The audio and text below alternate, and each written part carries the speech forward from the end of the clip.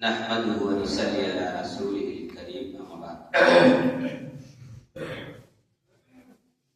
قال النبي صلى الله عليه وسلم أولا على ما يمحو الله به الخطايا ويرفع به الدرجات. محترم مصلیان، آپ حضرات کے سامنے درس میں آج جو حدیث پڑھی گئی ہے وہ صحیح مسلم کی روایت ہے.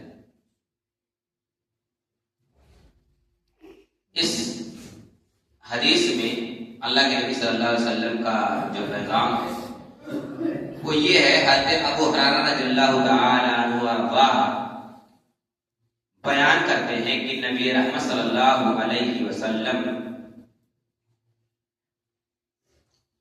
ایک مرتبہ درس دے رہے تھے تو صحابہ کرام کو یہ تعلیم دی کہ اے میرے صحابہ یہ بتلاؤ اولا ادلکم علی ما یمحو اللہ بہ الخطایا، کیا میں تم کو ایسے نیک اعمال کی طرف رہنمائی نہ کر دوں جس عمل کے کرنے سے اللہ رب العالمین آپ کے گناہوں کو مٹا دیتا وَيَرْفَعُ بِهِ الدَّرَجَاتِ، اور اس عمل کے کرنے سے اللہ رب العالمین آپ کے درجات بلند کرتا ہے.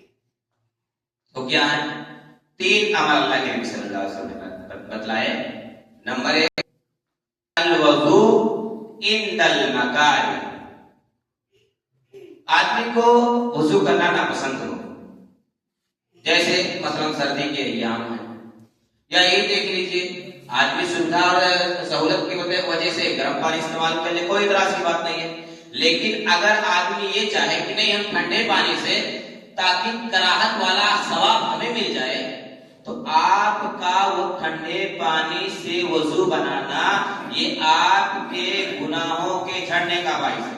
حالانکہ یہ بات صحیح حدیث سے ثابت ہے کہ ہر وضو بنانا چاہے وہ ٹھنڈے پانی سے ہو یا گرم پانی سے، تمام وضو بنانا آپ کے گناہوں کا کفارہ ہوتا ہے.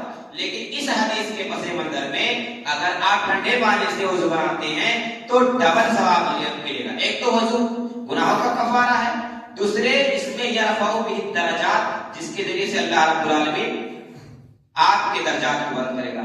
اچھا، وَكَثْرَةُ الْخُطَىٰ إِلَى الْمَسَاجِدِ، آدمی جتنا دور سے چل کر کے آئے، جتنا دور سے چل کر کے آئے، یہ سمجھ لیجئے کہ اس کے نام اعمال میں ثواب لکھا جا رہا ہے، اس کے گناہ چل رہے ہیں اور دوسرے اس کے درجات بڑھ رہے ہیں.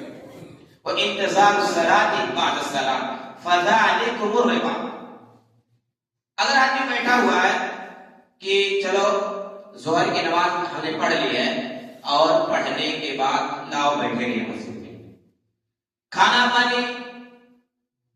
پینا ہی نہیں ہے، تو اب کیا کریں؟ ظہر سے عصر تک اگر آپ ٹائم دے رہے ہیں اللہ رب العالمین کی مسجد میں، انتظار میں بھی چلو ظہر پڑھے ہوئے ہیں، آؤ عصر پڑھ کر کے تب نکلیں گے افطاری وغیرہ کے انتظام کے لیے، تو اب کیا ہوگا؟ آپ کا صرف اور صرف بیٹھنا مسجد میں انتظار کے لیے آپ کے گناہوں کو مٹا دیتا ہے اور آپ کے درجات کو بلند کرتا ہے. اس کے بعد اللہ کے نبی صلی اللہ علیہ وسلم نے ایک آگے جملہ کہا فَذَلِكُمُ الرِّبَاطُ، یہ سرحدوں کی نگرانی سے بہتر ہے. 3 باتیں پتہ چلی. ایک کیا؟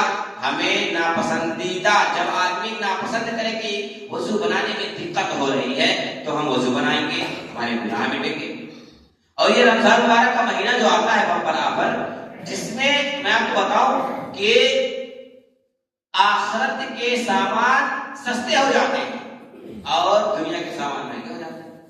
تو یہ جو بمپر آفر میں تینوں بتائے کہ آدمی کو اگر اپنے گناہوں کو مٹانا ہے، اپنے درجات کو بلند کرنا ہے، تو ان اللہ کے نبی صلی اللہ علیہ وسلم کی 3 باتوں پر عمل کرنا ہے. پہلی بات وضو ناپسندیدگی کے وقت بنانا، دوسری یہ زیادہ دور سے چل کر کے آنا.